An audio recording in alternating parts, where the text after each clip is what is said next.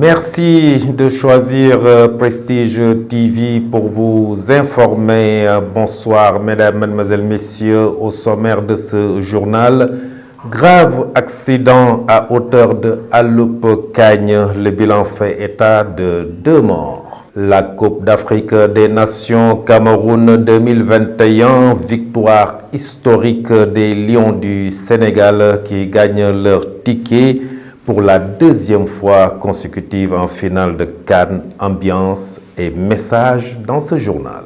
À Taïba Ndiaye, le maire sortant battu aux élections locales conteste la victoire de la coalition Union citoyenne Buntubi. La page de l'actualité nationale avant celle de l'actualité internationale viendra boucler cette édition. Dans un court instant, le développement.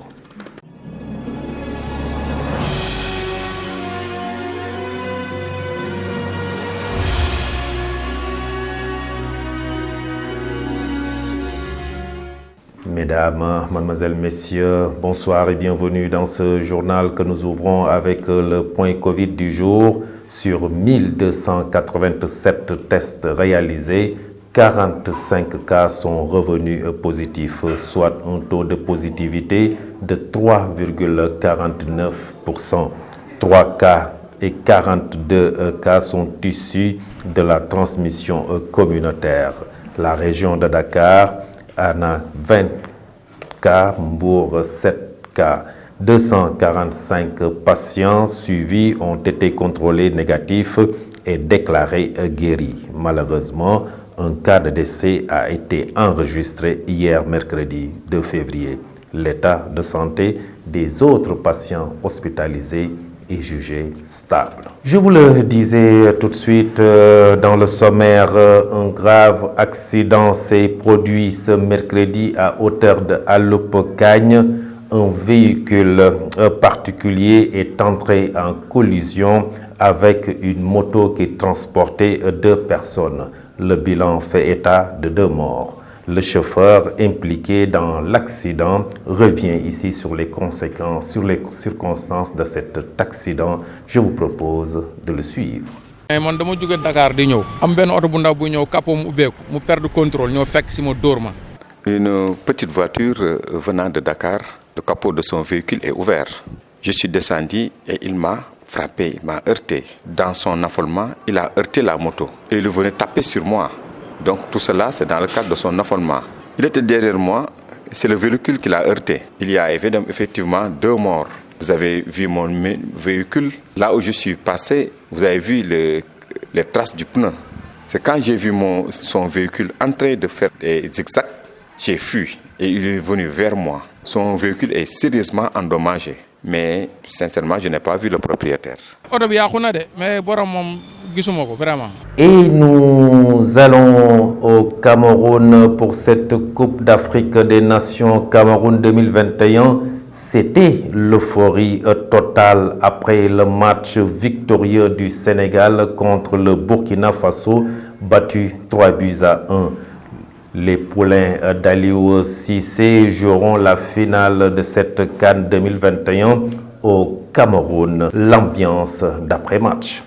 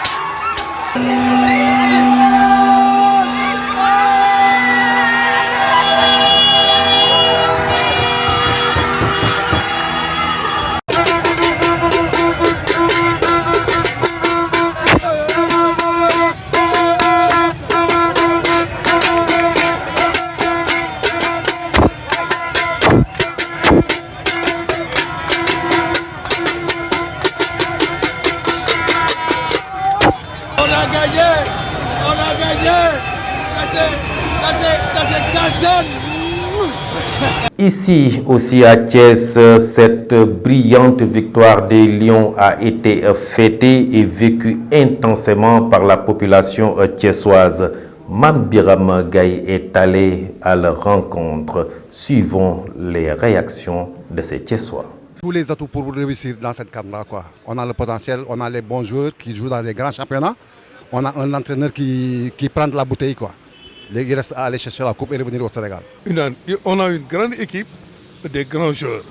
On a des joueurs de classe. Nos satisfaction totale. Satisfaction totale. Vraiment, on n'a rien à dire. Tout le monde est content. Nous sommes satisfaits. Et la coupe est entre notre main. On vous remercie. D'abord, c'est de remercier l'État du Sénégal par rapport aux conditions qu'ils ont mis l'équipe nationale du Sénégal.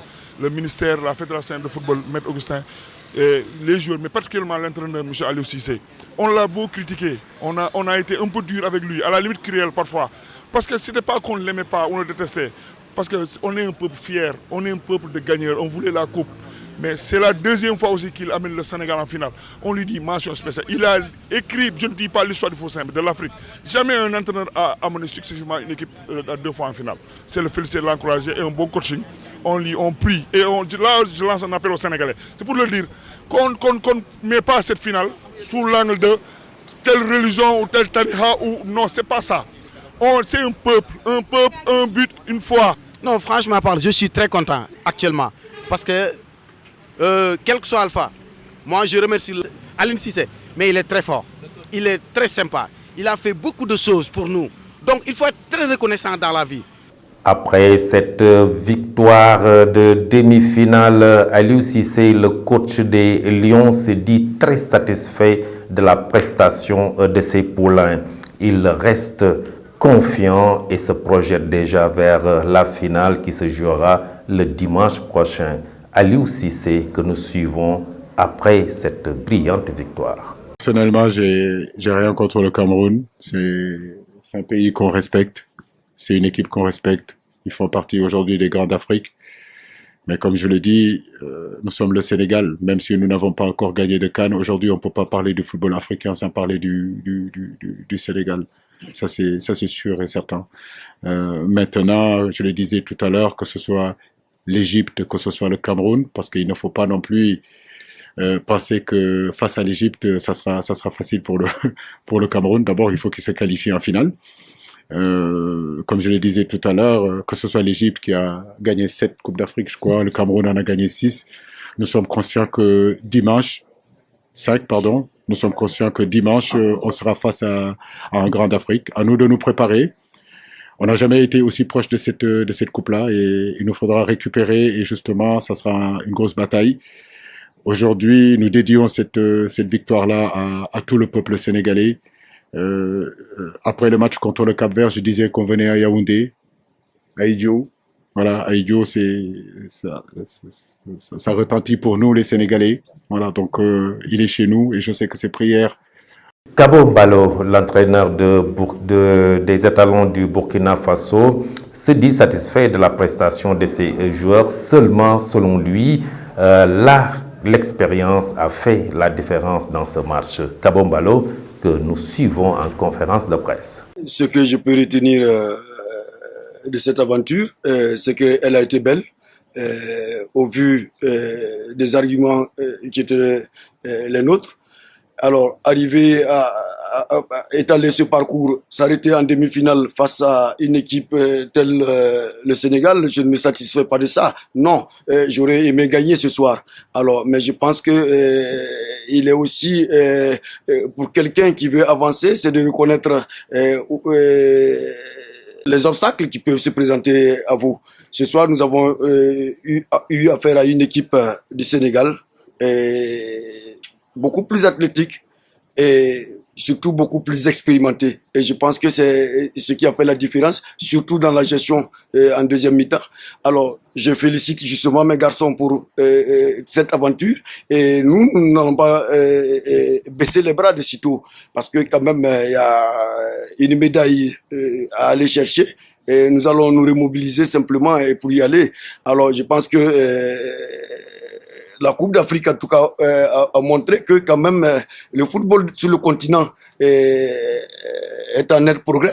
Le ministre des Sports Matar Ba était aussi au Cameroun pour vivre cette demi-finale. Après le match, le ministre des Sports Matar Ba se dit satisfait, mais reste zen. Pour lui, l'objectif est unique, c'est remporter la victoire finale. Vérité, et ça confirme aussi le classement FIFA, hein, parce qu'en réalité, dans ce groupe-là, ce que le Sénégal vient de réaliser, aller en finale montre qu'on a une bonne équipe. Maintenant, avoir une bonne équipe, aller en finale, tout ça est différent de notre objectif. Notre objectif, c'est gagner. Et nous nous préparons pour ça. Quelle que soit l'équipe qui passera, l'Égypte ou le Cameroun, il faut qu'on se prépare à trouver une solution à ce problème-là, à cet obstacle-là qui sera devant nous le 6 février. Ils ont sauté, ils ont dansé, mais ils sont revenus à la raison, sachant que tout n'est pas encore fini. Il nous reste une manche importante qu'il faudra régler. Pour l'instant, la concentration est totale et les joueurs restent sereins. Vivement que dimanche prochain, que le Sénégal, les Lions du Sénégal nous reviennent avec le trophée de cette Coupe d'Afrique des Nations. Et nous parlons local 2022. Les maires renouvellement élus sont très attendus par les Thiessois. Selon certains d'entre eux, ils doivent être au service de la population pour éviter la sanction des électeurs comme les maires sortants. Reportage Aïssatou Sow. Les élections locales du 23 janvier dernier ont abouti à une large victoire de l'opposition à Thiès. Les communes de Thiès Nord et Est ont à leur tête de nouveaux élus très attendus par les citoyens thiessois. Pape Sarr, commerçant, exhorte les nouveaux élus à veiller à la propreté et à la sécurité du marché central de Thiès. Côté bii ñu nekk nii ñun gisuñu oto mbalit saret yi daal ñooy ñëw kenn ku ne sa mbalit bi nga def sa place nga def ko ci mbuus. On se débrouille avec nos propres moyens pour la propreté du marché. Le maire sortant n'a rien fait pour nous. Les nouveaux élus doivent veiller à la sécurité du marché parce que les voleurs nous fatiguent. Vraiment, ils doivent être au service de la population. Sinon, ils subiront les mêmes sanctions que les autres.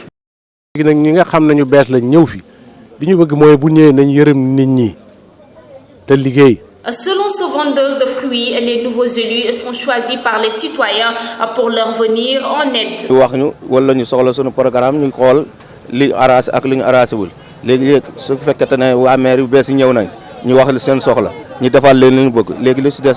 avons voté pour eux, donc ils doivent nous venir en aide. Ils doivent être au service des citoyens. C'est tout ce que nous attendons d'eux. D'après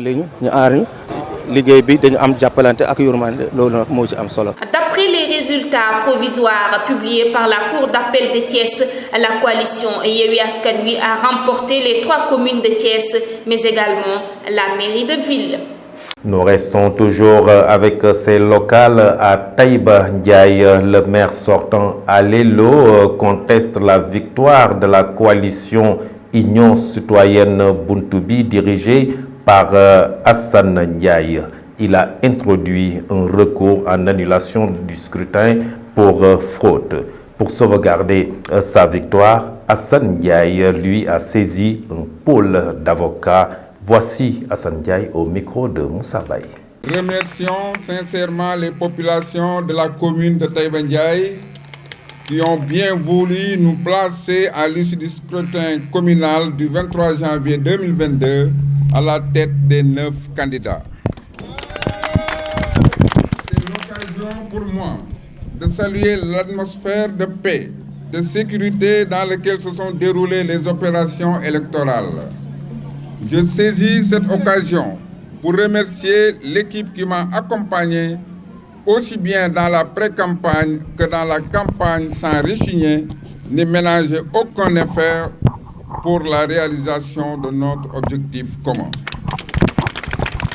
Mes remerciements vont également aux autorités coutumières et aux notables et aux chefs religieux pour leur accompagnement et pour leurs prières, mais surtout pour leurs conseils avisés. Je rends aussi hommage aux 7 autres candidats qui m'ont tous félicité, tout en m'assurant de leur accompagnement et qui sont là aujourd'hui pour nous soutenir. Je dois aussi saluer l'esprit d'engagement, mais surtout la détermination des populations pour un changement de la gouvernance de notre pays. Et cela malgré un achat de conscience massif. Le droit du maire sortant a pris en flagrant délit et un transfert jamais observé ont été notés lors du scrutin du 23 janvier. Cette victoire acquise de haute lutte fait aujourd'hui l'objet d'un recours par un mauvais perdant sur la base d'arguments fallacieux. Tout en ayant confiance en notre justice et en nos avocats, j'invite toute la population de la commune à se tenir prête pour défendre notre victoire. Puis d'ailleurs, on connaît désormais la date des élections législatives. Elle est fixée au 31 juillet 2022. Le décret a été signé hier en Conseil des ministres par le chef de l'État, le président Macky Sall. Les salons de coiffure sont de plus en plus prisés entre baptême, mariage et autres fêtes. Les esthéticiennes se frottent bien les mains malgré quelques difficultés liées à l'envahissement du métier. Suivons la réaction de Abs Ndiaye et les gérantes de salons de coiffure. Les salons sont devenus nombreux et la concurrence est rude. Même les hommes s'y mettent. Cela complique vraiment le travail. Mais on remercie le bon Dieu. Il y a des périodes où ça marche bien. Parfois, je vois même mes clients qui sont devenus des maquilleuses. Mais ce n'est pas la même chose. Nous sommes des professionnels. Et il y a une grande différence, car il faut apprendre un métier pour bien le pratiquer. Mais cela cause d'énormes problèmes. On perd même beaucoup de nos clients qui aiment la facilité. Considéré comme l'apanage des femmes, le métier de manucure et pédicure connaît une mutation. En effet, ils sont de plus en plus nombreux les jeunes hommes qui ont investi ce secteur, jusque-là chasseurs gardés des femmes. Man Biram Gaye et Koumba Fall sont allés à la rencontre de ces jeunes qui sont dans ce métier. Suivons. Bon, en ce moment, on se contente tout simplement à propos des événements Tabaski et Korité et d'autres trucs comme Tamkharit. À part ça, bon, on passe toute la journée ici au marché. Bon, on s'attrape avec les clients, on s'entend, on négocie aussi avec eux. Mais des fois, ça devient un peu dur dans le marché. On passe toute la journée, sauf les lundis, mardis, mercredis. Ce sont les jours les plus difficiles pour obtenir les clients. On les obtient les vendredis et les samedis. À part les vendredis et les samedis, bon, on se contente des programmes de baptême ou bien de mariage. On fait des ongleries, manucure, pédicure et tout, en même temps avec des tableaux art. On fait des dessins, on fait des portraits physiques sur les tableaux. Et des fois, on les livre. Si le métier ne marche pas aussi, on se contente aussi avec d'autres métiers en fait. Mais bon, le prix actuellement n'est pas fixe. On fixe tout simplement les prix à propos des événements. Parce que à propos des événements, les clients sont tellement nombreux. Mais si tout le monde dans le Sénégal s'entendait, on pourrait fixer les prix. Mais à propos du make-up, on le fait à 1000 francs. Les cils, ça varie entre 2000, 2500 et 3000. Et les tatouages, bon, à propos des mains et des pieds, bon, ça varie aussi. On peut gagner 15 000 francs sur les tatouages. Aussi, on fait des vrais tatouages aussi, tatouages originaux. C'est un métier que je pratique depuis très longtemps. Je ne le fais pas par amateurisme, car j'essaie de professionnaliser ce métier. Vous savez, il y a des gens qualifiés, professionnels, mais aussi il y en a qui le font par pur amateurisme. Un métier, il faut l'apprendre. Parfois, il y a des gens, quand tu leur fais quelque chose de bien, ils reviennent vers vous.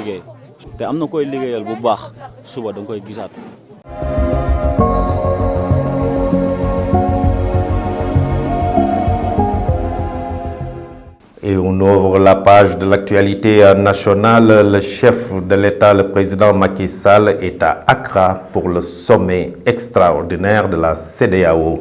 La page de l'actualité nationale porte la signature de notre consoeur Fatou Karagay. Démarrons l'actualité nationale par le président de la République qui a demandé hier aux acteurs du système éducatif de veiller à la continuité des enseignements scolaires et au gouvernement d'assurer la sécurisation des écoles. Réagissant à la grève des enseignants des cycles moyens et secondaires en Conseil des ministres, il a dit souhaiter que les acteurs de l'école veillent ensemble et garantissent la continuité des enseignements, le respect du quantum horaire ainsi que les évaluations programmées conformément au calendrier scolaire. Le chef de l'État a également demandé au gouvernement de veiller à la sécurisation de l'espace scolaire et à l'ancrage durable d'un dialogue social constitutif et responsable dans le système éducatif. Et puis les prochaines élections législatives au Sénégal se tiendront le 31 juillet 2022. Le chef de l'État a informé le Conseil de la décision de fixer la date des élections législatives au dimanche 31 juillet 2022, indique le communiqué sanctionnant la rencontre hebdomadaire du gouvernement. Les dernières législatives au Sénégal organisées le 30 juillet 2017 avaient été remportées par la coalition de la mouvance présidentielle Benno Bokk Yakaar. Et enfin, face à la dégradation du climat scolaire sur l'ensemble du territoire national, principalement dans les capitales régionales, les parents d'élèves du privé laïque, de l'enseignement catholique et du franco-arabe déplorent les délogements de leurs élèves et appellent les autorités à la négociation. La place de nos enfants n'est point la rue mais les salles de classe, surtout les élèves du privé qui sont en période de composition, déclare Henri Benoît Diédhiou, le BDT de l'Union nationale des associations des parents d'élèves de l'enseignement catholique du Sénégal. C'était tout pour l'actualité que nous vous avons concoctée.